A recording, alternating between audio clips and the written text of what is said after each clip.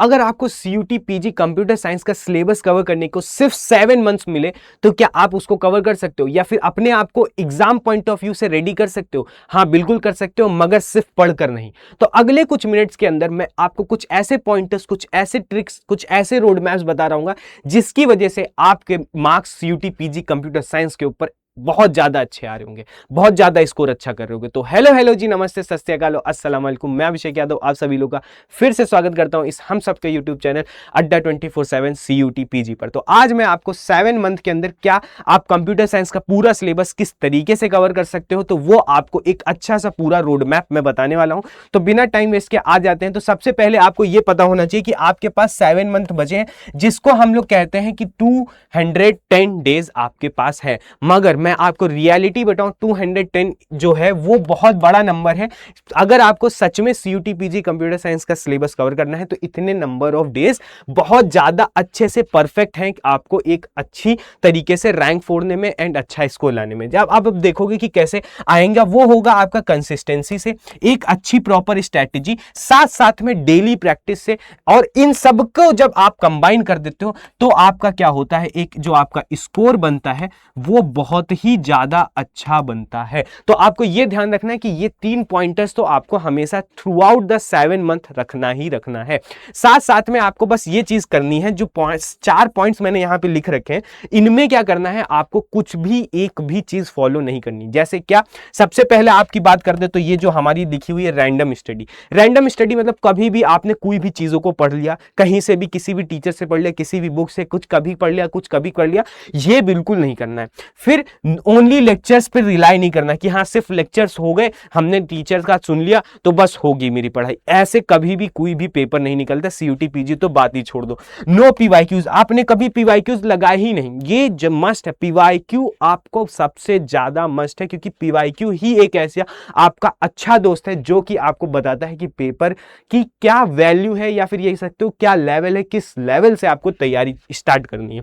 Last month revision, ये आप लोग बहुत लोग स्किप करते हो। तो ये सारी जितनी भी यहां पे पॉइंट्स लिखे हैं, इसका जस्ट अपोजिट आपको करना है। क्या क्या करना है, कॉन्सेप्ट बिल्ड करना है, क्वेश्चन प्रैक्टिस करनी है, PYQ सॉल्व करने हैं, साथ साथ में रिवीजन करना है, and the most important thing is to do the mocks. आपको मॉक्स अपीयर करने हैं कैसे भी करके, ये आपको अपना रियलिटी चेक जरूर देते हैं आपको, ठीक है। तो अब आ जाते हैं क्या हमारे पास 7 मंथ जो है हमारे पास रोड मैप का, वो क्या होना चाहिए। तो मैंने इस 7 मंथ्स को 4 फेजेस में डिवाइड किया है। ये 4 फेजेस में अगर आपने प्रॉपर इन्हीं सबको फॉलो कर लिया ना, ये जो 4 फेजेस हैं, उसके अंदर आपने हर एक फेज को क्या किया, अच्छे से एक्सेल किया, तो मैं बता रहा हूं आपको अच्छी रैंक, अच्छा स्कोर करने से कोई नहीं रोक सकता, ठीक है। तो पहला जो फेज है वो हमारा 3 मंथ का रहेगा। 1, 2 एंड 3, 3 मंथ्स हमारे पास कवर होंगे, जिसमें हम लोग क्या करेंगे, कॉन्सेप्ट बिल्ड करेंगे। आपको यहां पे कॉन्सेप्ट बिल्डिंग से ये समझना पड़ेगा कि किस तरीके से आपको हर एक सब्जेक्ट को पढ़ना है, वो जानना पड़ेगा, किस वे में पढ़ना है, किस डायरेक्शन से पढ़ना है, कौन से पॉइंट्स को ज्यादा अच्छे से समझना है। मतलब आप एक तरीके से नींव अपनी स्मार्ट करोगे यहां पे। फिर आता है हमारा सेकेंड फेज, जो कि हमारा 2 मंथ का होगा, वो हमारा 4th month and 5th month होगा, ठीक है। इसमें हम क्या कर रहे होंगे, PYQ सॉल्व कर रहे होंगे एंड प्रैक्टिस कर रहे होंगे। अब आप ये मत समझना पूरा सिलेबस हमारा 3 मंथ्स में कवर हो जाएगा, ऐसा नहीं। ये दोनों फेजेस हम पैरेलली भी चला सकते हैं जब हमारे पास decent amount of syllabus complete हो जाएगा। तो इन दोनों को कंबाइन करके हम क्या कर देंगे, एक प्रॉपर एक फेज बना देंगे, जिसके अंदर हम ये दोनों को आपस में करेंगे, पैरेलली चल रहे होंगे दोनों फेजेस, ठीक है। ये चीज समझ गए। अब वही चीज जब हमारा 3rd फेज आता है, वो सिंगल मंथ का होगा, जो कि हमारा 6th मंथ का होगा। अब यहां से एक रिवीजन जो है हमारा पास क्या होता है, देखो 2 तरीके के रिवीजन होते हैं। एक होता है जब पूरा सिलेबस कंप्लीट हो जाता है तो देन हम रिलाई करते हैं पूरा रिवीजन करने में।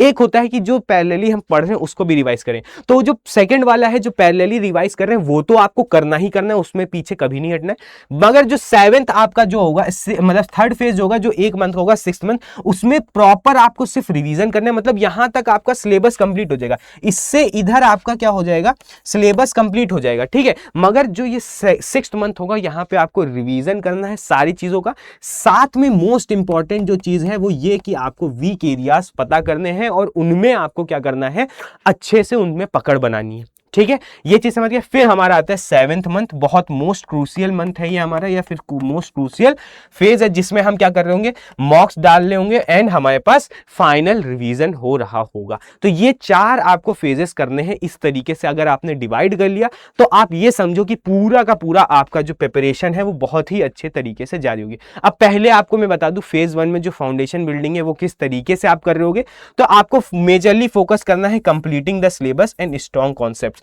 स्ट्रॉन्ग कॉन्सेप्ट इज मस्ट, ये आपको किसी भी तरीके से करना है, क्योंकि यही आपको क्या कराती है, हर एक क्वेश्चन को सॉल्व कराने की कोशिश करती है। अब इसमें आपका क्या क्या आता है, तो हमारे पास आ जाता है, इसमें से कुछ एक्स्ट्रा लिखे हुए ये आप हटा देना, ठीक है। ऐसे ही आप देखोगे प्रोग्रामिंग हो गया, डेटा स्ट्रक्चर्स हो गया, एल्गोरिथम, इससे क्वेश्चन नहीं पूछे जाते, मगर आपको ये आनी चाहिए।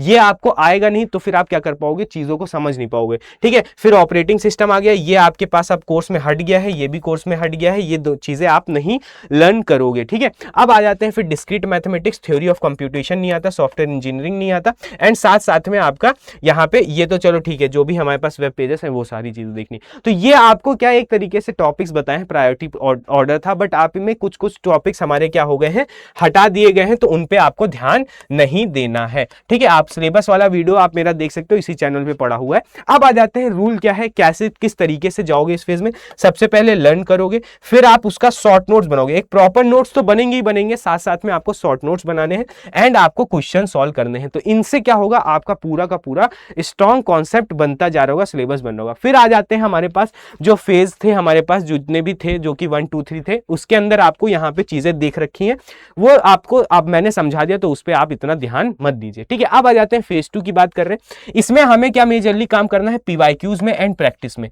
ठीक है। पीवाईक्यू एंड प्रैक्टिस में जाना है, मतलब आपने कॉन्सेप्ट कर लिए, साथ में आपको पीवाईक्यू लगाना है एंड उन पीवाईक्यू को एनालिसिस करना है। मेन इंपॉर्टेंट चीज है ये पीवाईक्यू का एनालिसिस, बहुत ही ज्यादा इंपॉर्टेंट होता है ये आपके लिए। मतलब इसको आप कैसे भी करके, कुछ भी करके एनालिसिस करोगे, क्योंकि इसी से ही क्या होता है, आप जानते हो कि आप अपने आप को क्या कर पाते हो, अपने आप को जान पाते हो, या फिर कह सकते हो कि आपको पेपर का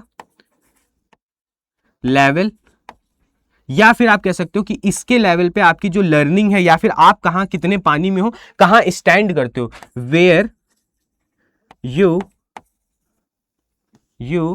ठीक है are standing on the basis of study कह सकते हो, या फिर सिलेबस कर सकते हो, ठीक है। समझ गए। तो ये हमारे पास क्या हो जाता है, आपको पीवाईक्यू तो करने ही करने हैं, कैसे भी बहुत गंदी राइटिंग है, इसको हटा ही देता हूं तो ज्यादा सही है। अब आप देखोगे तो यहां पे क्या हो जाता है, जो अब सबसे पहली चीज आपको करनी है वो करना है लर्न, ठीक है। जितने भी कॉन्सेप्ट आप पढ़ोगे उसको याद करोगे, साथ साथ में रिवीजन करोगे। फिर आता है आपको टॉपिक वाइज क्वेश्चन सॉल्व करने, ये आपका डेली होगा, मतलब ये आपको कैसे भी करके हर दिन क्वेश्चन को सॉल्व करना ही करना है, इसमें आप कभी भी पीछे नहीं हट सकते। साथ में मैंने कहा था पीवाईक्यूज आर मस्ट, पीवाईक्यू को आप एनालिसिस करोगे, उससे आप जानोगे कि पेपर का क्या पैटर्न है, आप किस पानी में हो, ये सारी चीजें। मिस्टेक को एनालिसिस करोगे, ये जो पीवाईक्यूज को एनालिसिस करना है ना, तो उसमें मिस्टेक एनालिसिस सबसे ज्यादा इंपॉर्टेंट आता है, कि आपने उस पीवाईक्यू, अगर आप उस जगह पे पेपर पे उस टाइम पे बैठे होते तो आपने जो गलती की थी उससे आपने क्या सीखा, जो आगे टाइम पे जो पेपर दोगे उसमें गलती नहीं होगी। देखो गोल्डन रूल क्या है, पीवाईक्यू सिर्फ सॉल्व नहीं करना, उनको एनालिसिस करना है, यही सारी चीजें मैंने आपको बताई हैं। अब आ जाते हैं जो हमारे पास सबसे ज्यादा जो होता है इंपॉर्टेंट, वो आता है कि आपको एरर बुक बनानी है। मैंने क्या बताया था, आपको मिस्टेक होगी तो वो उस मिस्टेक को दोबारा रिपीट ना हो, तो उसके लिए आपको एक अच्छा सा एक कॉपी ले लेनी, सेपरेट कॉपी, जिसके ऊपर आप क्या लिखते हो कि हाँ ये मेरी गलती होती है, मैं यहाँ पे गलत करता हूँ, मैं ये कॉन्सेप्ट में वीक हूं, ये सारी चीजें आप क्या करते हो, एक बुक बना लो, ताकि आपको क्या हो कि उस जब पेपर पास आएंगे तो उस बुक को या उस कॉपी पतली सी जो आपने बनाई है उसको पढ़ लोगे, तो आपको पूरा क्लियर हो जाएगा कि हाँ ये चीजें हमें नहीं करनी। ऐसे ही फिर सबसे पहले आप देख रहे हो कि यहाँ पे हमारे पास क्वेश्चंस हैं, सबसे पहले उसमें क्या मिस्टेक है वो देखना है, फिर क्या करेक्ट कॉन्सेप्ट होगा वो लिखना है, फिर उसकी कोई शॉर्ट ट्रिक है या फिर आपने जो गलती की है उस चीज को लिखोगे, और फिर इसको क्या करोगे पूरा डेट वाइज, या ये तो चलो ठीक है आपने कितने बनाए हैं क्या करना है, हर बार रिविजिट करते रहो, बार बार देखते रहो, ताकि ये लूप में चलता रहे। ठीक है, तो यही सारी चीजें, सेम मिस्टेक नहीं होना चाहिए, रिपीट मिस्टेक नहीं होनी चाहिए। ये चीज आपको क्या होता है कि जो हमारे पास इक्वल नहीं होता, same mistake is not equal to repeat mistake. मतलब क्या होता है कि आपने अगर एक मिस्टेक की है वो बार बार हो रही है, इस चीज के इक्विवेलेंट नहीं होनी चाहिए। एक बार मिस्टेक हो गई, अब उससे चीजें सीख गए, तो अब आगे दोबारा वो चीज नहीं होनी चाहिए। वो चीज आपको यहाँ पे मैं कहना चाह रहा हूँ। अब आपका रिवीजन वाला फेज आता है, जहां पे आप रिवीजन करते हो, वीक एक रियाज बनाते हो। इसमें सबसे पहला रिवीजन होता है कि complete the syllabus revision, revision का सारा सिलेबस का कंप्लीट रिवीजन करोगे। फिर आता है आपका वीक ए टॉपिक्स, जो उसमें जो आप रिवीजन करते हो वो, साथ साथ में आपका आता है error book and important questions. तो ये आपको ध्यान देना है कि इस तरीके से आपको क्या करना है, रिवीजन करना है। सबसे पहले आपके कॉन्सेप्ट जो आपने पढ़े हैं वो, फिर वीक एरियाज को रिवाइज करना है, एंड देन आपके जो इंपॉर्टेंट क्वेश्चंस हैं एंड हमारा जो एरर आप बार बार करते हो उन सबका रिवीजन करना चाहिए। तो ये प्रॉपर स्टेप्स होने चाहिए आपके रिवीजन के।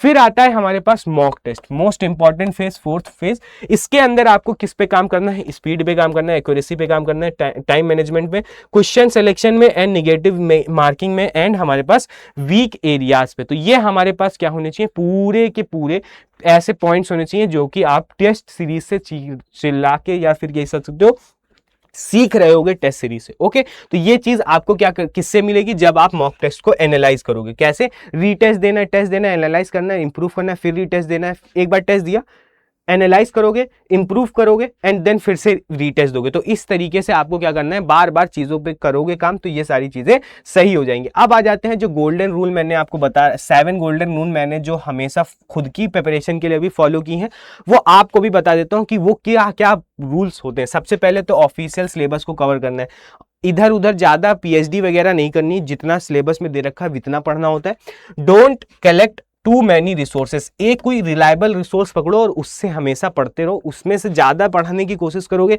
ये वो करोगे, इधर उधर करोगे, तो बिल्कुल कभी भी कोई भी सिलेक्शन नहीं होगा।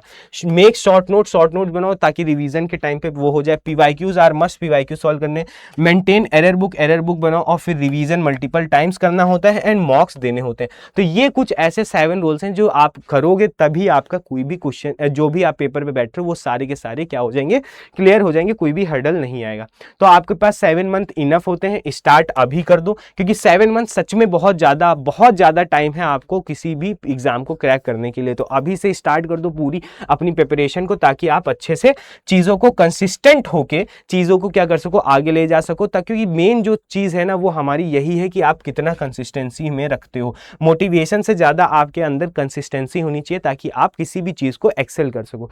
फॉलो द रोड मैप जो मैंने बताया वो करो, एंड प्रैक्टिस एवरी डे, हर दिन प्रैक्टिस करनी है, क्योंकि वही आपको मेन क्वेश्चन सॉल्विंग आदत आपकी लगाएगा। ठीक है, तो ये चीज आपको देखना पड़ेगा। तो डोंट आस्क, क्या नहीं पूछना है आपको, इस 7 मंथ इनफ, मतलब 7 मंथ इनफ है, ये क्वेश्चन नहीं आपके अंदर आना चाहिए।